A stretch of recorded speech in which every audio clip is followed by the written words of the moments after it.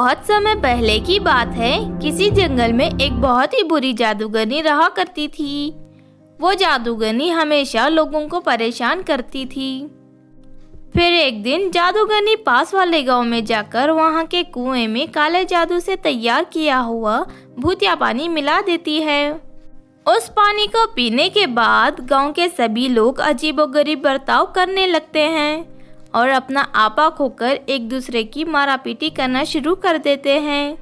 देखते ही देखते पूरे गांव में लड़ाई शुरू हो जाती है, जिस वजह से बहुत सारे लोग घायल हो जाते हैं। उसी गांव में सोनू नाम का एक लड़का रहता था। सोनू के पिताजी एक जादूगर थे। जब उन्हें लोगों की इस हरकत के बारे में पता चलता है तो वो अपनी शक्ति से सारी सच्चाई का पता लगा लेते हैं। उसके बाद वो गांव के एक कुएं में जादुई दवा मिला देते हैं और एक एक कर गांव के सभी लोगों को उस कुएं का पानी पिलाकर उन्हें पहले की तरह ठीक कर देते हैं। जब ये बात जादूगरनी को पता चलती है तो वो बहुत ही गुस्से में तिलमिला जाती है। जादूगर ने मेरे काले जादू को नाकाम करके ठीक नहीं किया। मैं उससे अपना बदला लेकर रहूंगी। फिर रात को जब सोनू और उसके पिताजी अपने कमरे में सो रहे थे, तभी जादूगरनी उनके घर में दाखिल हो जाती है और नींद में ही सोनू के पिताजी के ऊपर काले जादू से तैयार की हुई राख डाल देती है, जिस वजह से सोनू के पिताजी को लकवा मार देता है और वो बिस्तर पकड़ लेते हैं। अरे पिताजी, ये आपको क्या हो गया? लगता है ये काम उसी बुरी जादूगरनी का है। उसने मुझ पर काला जादू किया है। तुम एक काम करो, पास वाले जंगल में जाओ। वहाँ तुम्हें एक बहुत ही चमकदार जादुई पेड़ दिखाई देगा। उस पेड़ के ऊपर बैंगनी रंग के बहुत सारे फल लटके होंगे। तुम उनमें से एक फल को तोड़कर मेरे पास ले आओ। उसे खाते ही मैं पूरी तरह ठीक हो जाऊंगा। अपने पिताजी की बात मानकर सोनू जंगल की ओर निकल पड़ता है। काफी देर चलने के बाद उसे वो चमकदार पेड़ दिखाई देने लगता है।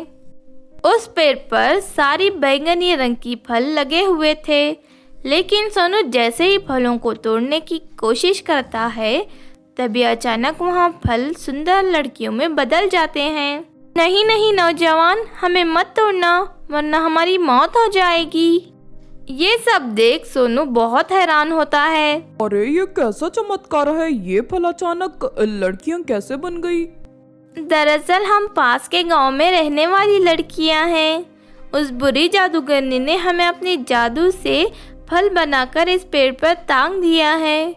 वो रोज हमारे शरीर से थोड़ा थोड़ा खून निकाल कर ले जाती है।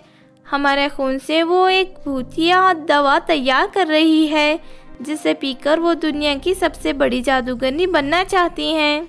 और नहीं, तुम लोगों के साथ तो बहुत बुरा हुआ। सच में वो जादूगरनी बहुत दुष्ट है। तुम हमें बहुत ही नेक और सच्चे इंसान लगते हो, इसलिए हम तुमसे विनती करते हैं कि तुम हमें जादूगरनी के कैद से आज़ाद कर दो। लेकिन मैं क्या कर सकता हूँ? वो जादूगरनी तो बहुत ताकतवर है। मैं उसका मुकाबला नहीं कर पाऊंगा। तुम्हें घबराने की जरूरत नहीं है। तुम उस जादूगरनी के घर जाओ। वहाँ नीले रंग की एक पानी की शीशी मिलेगी। उस पानी को लेकर इस पेड़ के ऊपर डाल दो। उसके बाद ये पेड़ जलकर राख हो जाएगा और हम सभी लड़कियां आज़ाद हो जाएंगे। लेकिन तभी अचानक सोनू जादूगरनी को आते हुए देखता है और उसे आते हुए देखकर सोनू एक दूसरे पेड़ के पीछे छुप जाता है। उसके बाद जादूगरनी इंजेक्शन की मदद से उन सभी लड़कियों के शरीर से थोड़ा थोड़ा खून निकालकर वहां से जाने लगती है। ये देख सोनू जादूगरनी का पीछा करते हुए उसके घर तक पहुंच जाता है। पहुंचकर जादूगरनी जादुई दवा बनाने में व्यस्त हो जाती है। इस बात का फायदा उठाकर सोनू वहां रखी नीले रंग की पानी की शीशी उठा लेता है और चुपके से वापस जंगल में भाग जाता है। उसके बाद सोनू वो नीले रंग के पानी उस पेड़ पर डाल देता है और देखते ही देखते वो पेड़ पूरी तरह जल जाता है और सभी लड़कियां आज़ाद हो जाती हैं।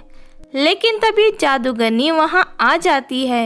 इन सभी लड़कियों को आज़ाद करके तूने मुझसे दुश्मनी मोड़ ली है लड़के। अब मैं तुझे जिंदा नहीं छोड़ूंगी। लेकिन इससे पहले जादूगरनी कुछ कर पाती, सभी लड़कियां एक साथ उस पर हमला कर देती हैं, जिस वजह से जादूगरनी की जादुई छड़ी नीचे गिर जाती है। तभी सोनू जादूगरनी की जादुई छड़ी उठाकर दूर फेंक देता है। ये तूने क्या किया? उसके बाद वो सभी लड़कियां जादूगरनी के गले में रस्सी बांधकर उसे पेड़ से लटका देते हैं। थोड़ी ही देर में जादूगरनी तड़प कर मर जाती है। उसके बाद सभी लड़कियां सोनू का शुक्रिया अदा करके अपने अपने घर लौट जाती हैं। दूसरी तरफ जादूगरनी के मरते ही उसके जादू का असर पूरी तरह खत्म हो जाता है और सोनू के पिताजी पहले की तरह स्वस्थ हो जाते हैं।